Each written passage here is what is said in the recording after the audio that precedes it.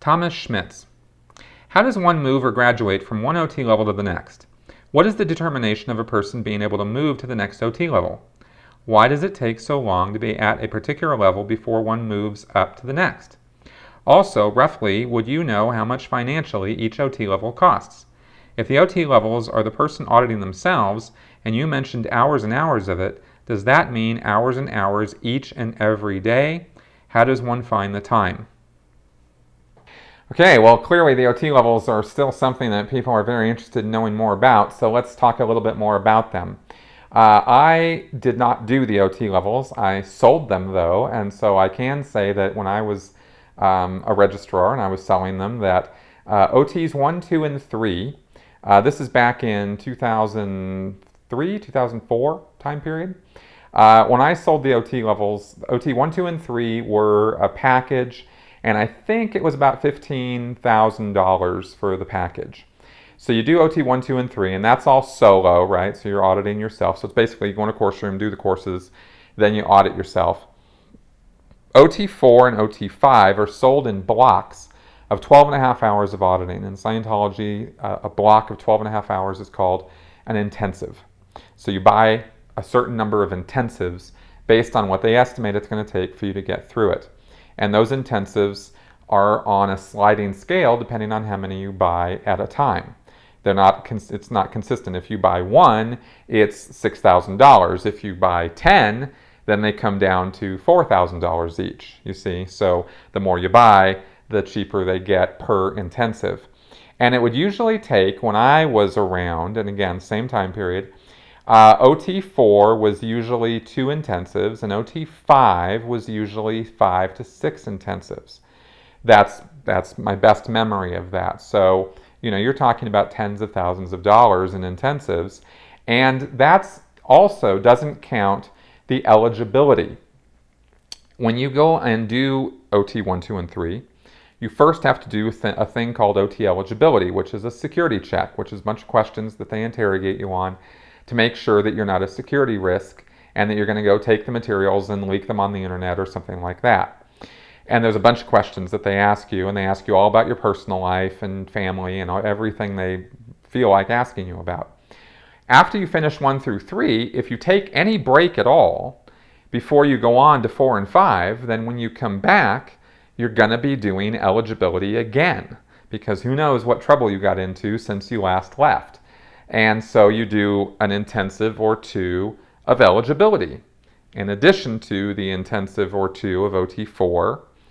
And then if you go after OT 4 and you go off again and you don't go right on to OT 5, when you come back, you're going to have to do eligibility again. So you can end up doing eligibility over and over and over again.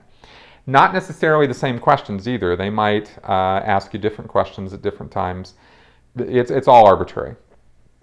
Then when you get through OT 5 and you go on to OT 6, which is a big course at Flag in Clearwater, Florida. I don't actually know how much that course was. I'm guessing about $5,000. Anybody who's watching this who actually has hard data on it, though, please don't hesitate to put it in the comments section. And then OT 7 is solo audited at home. So you pay for, as I understand it, you pay for the level by paying for CSing time. So what does that mean?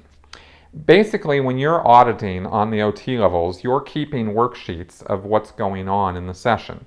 You're sitting there handling your body thetans or whatever it is that you're doing in the session with the e-meter, and you're writing notes.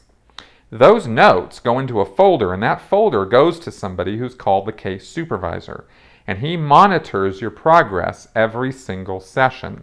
And to answer your question of how you get through the OT levels, there's a specific end result that they're looking for you to say or think or somehow manifest, which will tell them that you're done. And each level has its own specific end result. And you do the level until you reach that end result. And I don't know off the top of my head what the specific end result for 1, 2, and 3 and 4 and 5 are. I don't know. I didn't do them and I didn't study it that closely. But those end results exist, and the case supervisor's job is to make sure that you're doing the procedures properly and that you reach the proper end result, which is something you will say or write in your worksheets. Or if you say, hey, look, I think I'm done, they might call you in and sit you down and do an interview with you and ask you, well, what's happened while you've been doing this level? And you'll say, oh, well, I was doing this and suddenly red became blue and now the whole world looks, blue to me and it's great.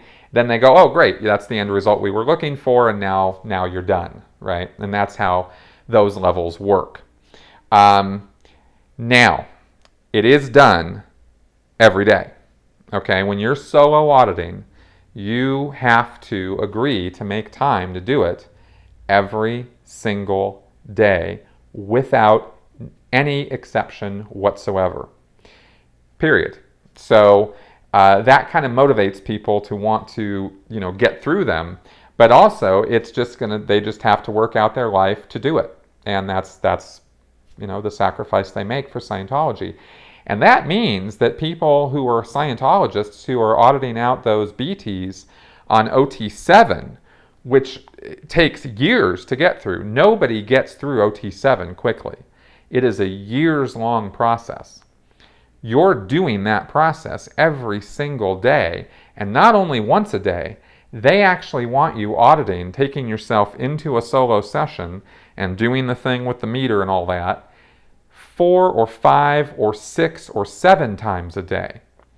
Now the sessions on OT7 are pretty short. They don't go more than a few minutes at a time from what I understand. A really long session for OT5 or OT7 is, a really long session would be half an hour. So you go in, you do the procedure, you have whatever, great experience you have, and then you're done, and you go take a break. And I know people on OT7, I knew people who would get up at 4 or 5 in the morning, take themselves in session 2 or 3 times, go to work, maybe come home for lunch, do a session, come home at night from work, do 2 or 3 sessions. So they really are, when you're on OT7, you are really dedicating yourself to the cause.